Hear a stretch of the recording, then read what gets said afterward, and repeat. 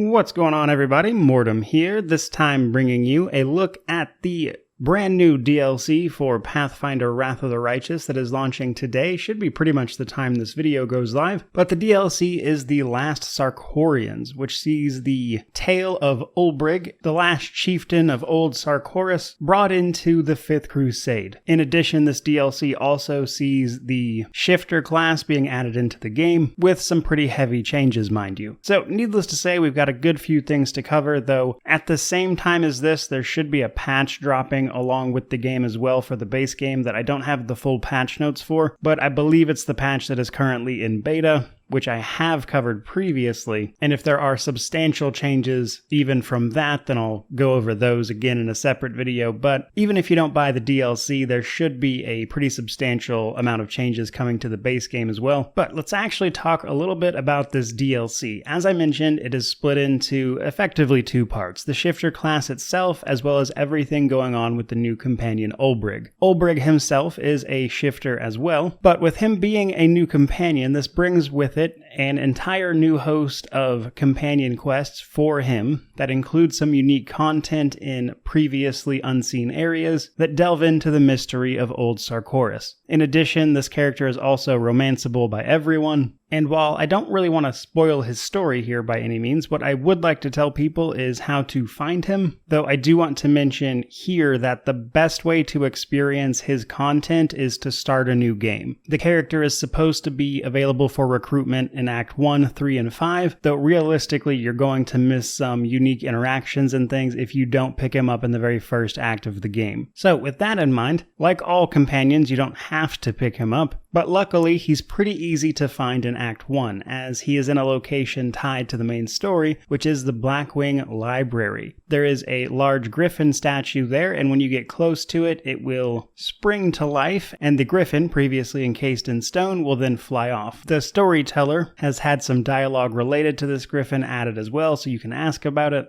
But as of that moment, there's nothing else you can do. However, when you head back to the Defender's Heart Tavern and you get ready to assault the Grey Garrison, the Griffin will come crashing in through the roof of the tavern, demanding answers about what has been happening, at which point you'll be able to engage with Ulbrig and you'll learn a little bit about his initial backstory, which I will give you as a sort of plot setup for the rest of his tale. Basically, Ulbrig is a chieftain of a Sarkorian tribe, but for those of you who are aware, the crux of Wrath of the Righteous is that we are trying to close the World Wound, a giant rift that spews out demons. The World Wound was opened upon an old country known as Sarkoris, thus that country is pretty much gone. Ulbrig isn't really sure what happened, but somehow or another he was turned to stone, and he has sat as a statue for the last 100 years. So after awakening, he's trying to come to grips with everything that's happened, because last he had heard, the town we found him in was just a small fishing village, which has since grown up into a giant fortification against demon onslaughts.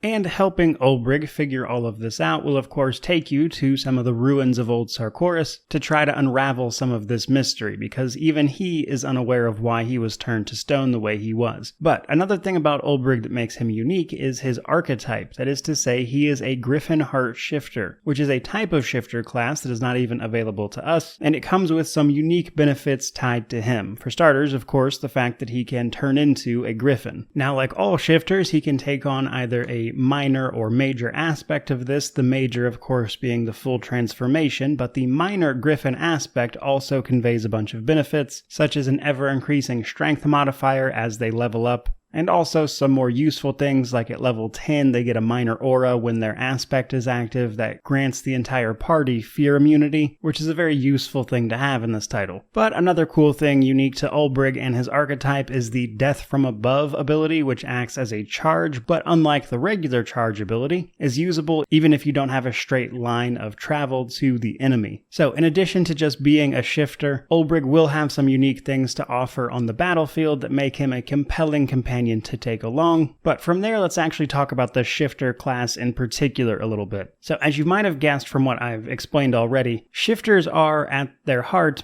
a very physical version of the Druid. They focus more on melee combat and natural attacks, whereas the regular Druid focuses more on spellcasting. In addition to the base class, our character will also have 6 archetypes that change up this playstyle a little bit further, but the key things to know are Shifter Claws, the Shifter Aspect, as well as Shifter's Fury, because all of these dictate the way your natural attacks are used, as natural weapons such as bites and claws work a bit differently than your traditional weaponry, which is probably the single most important thing to know about playing a shifter. But at a base, shifters get to use up to medium armor. They have a high base attack bonus, that is to say a full base attack bonus, as well as great fortitude and reflex saves, but a low will save. The base class shifter will pick a aspect at first level. You'll also be able to pick a few more as you level up for the base class. A lot of the archetypes force you to focus on one particular form, but the base class can choose from several, and they will be able to turn into several of these animals as well once they hit level 4, which gives them major form, which is the full transformation. But understanding your attacks in and out of that transformation is probably the most important thing, as I mentioned. So this is where Shifter Claws come in. A shifter that is not transformed, that is to say in their natural humanoid form, they are able to extend their claws as a swift action to use as a weapon. You can do this whenever, though, outside of combat, so ideally you'd have it on before combat, and then each one of these claws for each one of your hands acts as a primary natural attack. But as the shifter gains levels, this power will also increase, dealing both more damage as well as bypassing certain resistances, such as cold iron, magic, or silver. And then way later, even adamantine or everything. But when they shift into their major form, your primary natural attacks in that major form still actually get the benefits from Shifter Claws. And you can either use the base damage of your claws or the damage from the major form's primary attacks. You'll actually just default to whichever one is dealing more. That's important to mention because this means that while the form will change your number of attacks, the damage should stay relevant no matter what. But even then, there is another aspect to this that will keep shifters relevant even if you don't like dealing with natural attacks, which is to simply make your natural attacks iterative attacks. That is to say, the regular method for normal weapons where you get more attacks as you level up based on your base attack bonus. So Shifter's Fury, starting at 6th level, allows you to effectively use your primary natural weapons, and when you do this, you can choose one natural weapon to make a full attack with, thus gaining the extra attacks like you would with a normal weapon. However, when you do this, all of your other natural weapons that aren't the one you're using do not benefit from Shifter Claws. So all of those things together make sure that the shifter stays relevant in terms of martial melee damage no matter kind of what you're doing. Which I point out because that's something I personally was interested in, as the shifter isn't known for being that great during its TTRPG period. But with all of this being innate bonuses and everything, combined with mythic paths, I think it should work out pretty well. But we're not even done there, because the shifter does get some other cool abilities as well. Starting at 2nd level, they pick up an ability called Defensive Instinct. This grants them their wisdom bonus to their AC if they are not armored. However, even if you are armored, as long as that is non-metal armor, you will still get half of this bonus added as well. So in some instances, you might want to play around with either wearing leather armor or not, because depending on your wisdom bonus, it might actually be more beneficial for you. I do like that they went out of their way on the tooltip for this one to specify that this does not stack with the monk class feature that does the same thing, which is worth a mention because there's a lot of cheesy stuff you can do around abilities like this that allow you to stack a ridiculous amount of AC that makes you almost impossible to hit. But all that's a bit beyond the scope of this video. Still yet to go, I wanted to talk about some of the shifting options available to you as well as some of the archetypes. I've talked about the archetypes previously, so we're not going to go big there, but the shifter aspects that you can take on or choose from, at least as the base class, are the bear, boar, dinosaur, mammoth, horse, lizard, spider, tiger, wolf, and wolverine. Every single one of these has a minor and major form for the shifter. That is to say, the minor aspect, which you can take on, will grant you some nice passive benefits, and then you can transform into each of these if you have their aspect. And you've hit level 4, thus allowing you to take on their major aspect. As shifters level up, you'll actually be able to take on several minor aspects at the same time, which will allow you to take a major form of one of them and then activate the minor effects of several of them, which will give you some huge boosts to your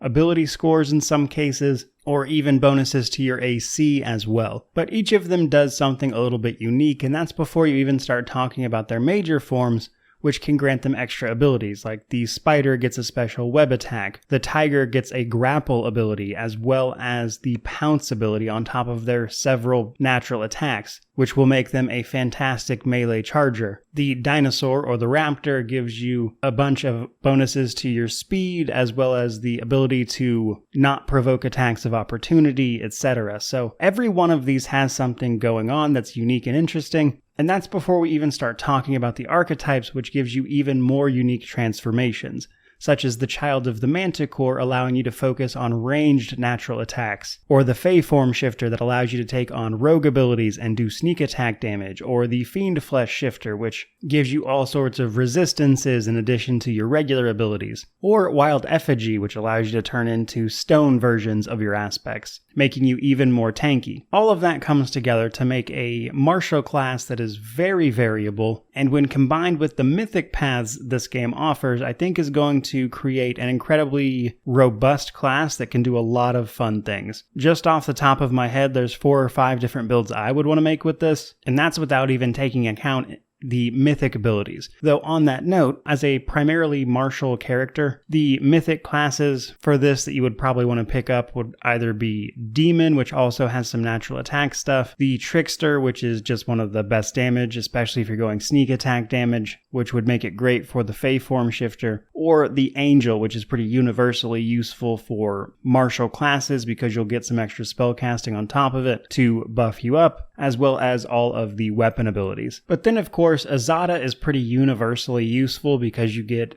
the animal companion via Ivu, and adding an animal companion to your shifter would go a pretty long way for you. But you could also pair something like the Dragon Blood Shifter with the Gold Dragon mythic path, even though there might be some redundancy there in your transformations. And even Swarm That Walks would probably be pretty interesting, though I think the only ones I would hesitate to use for this class would be Devil and the Lich, as those particular ones I don't think would offer quite as much to this class as the others. But I do think depending on your build, you could use just about any mythic path with this effectively if you build for it. Though in terms of abilities, I would say that it's pretty obvious for most people that you should pick up the Master Shapeshifter mythic ability for this, simply because of all the polymorph effects, as the Master Shapeshifter mythic ability gives you just +4 to all your melee stats, so strength, dexterity, constitution, and if you're going to be transforming all the time, that is basically just free stats. But believe it or not, it doesn't even end there. In addition to adding in the shifter, they also added a bunch of feats as well that will apply to the druid a little bit as well, as some of them just affect wild shape, which is druid specific, and technically your aspects are just a slightly different version of that, so some of those feats that they added do mention that they work with wild shape as well, so that's a thing. They also added several new spells. Even some of the regular spell lists got changes, such as the shaman getting a bunch of spells. So, needless to say, I'm pretty excited about what builds can possibly come of this, and there's just a lot of potential options here. So with that in mind, to kind of wrap this video up a little bit, I think the way they implemented the shifter class was great. I think there's a ton of options there, a ton of things to mess around with, a ton of builds to make, and for me, the class itself overshadows the rest of the DLC, which is to say Olbrig as well as the Sarkorians stuff. But even still, while I would have been happy with just the class, this DLC also comes with a new companion to learn about, with a story to tell you, which involves going to new areas and fighting new enemies, and solving the mystery of why this guy was encased in stone for 100 years. All of that is available via the last Sarkorians DLC, which should likely be launching for $12.99 USD. I did not get the official price, but that is what all of the other DLCs are priced at least individually, not counting the season passes, of course. So I would expect this to probably fall in line with that, and considering this adds a bunch of content to the main campaign, as well as a new class for you to play around with everywhere, I think it's a pretty solid option for people. But that has been everything from me. I hope you enjoyed the video. If you did, like, comment, subscribe, all that YouTube jazz. But regardless of any of that, truly, just thank you so much for watching. I really do appreciate it. May you wander in wisdom and have an amazing day.